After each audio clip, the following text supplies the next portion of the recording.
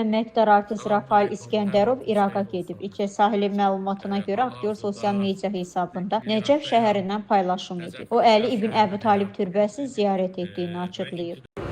Selamünaleyküm, her vaktiniz hayır olsun.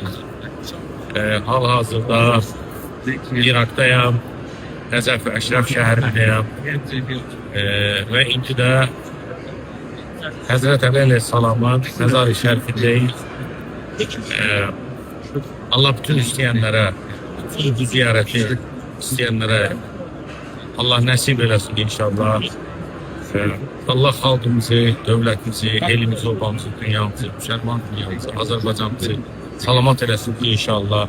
Xatabalanı, Mərdi Mazarı, Bədnəzəri, Pis niyyəti, Şərqatanı, şəhər şeytanı, quru böhtanı, dünya frənləri xalqımızdan, millətimizdən, dövlətimizdən uzaq eləsin.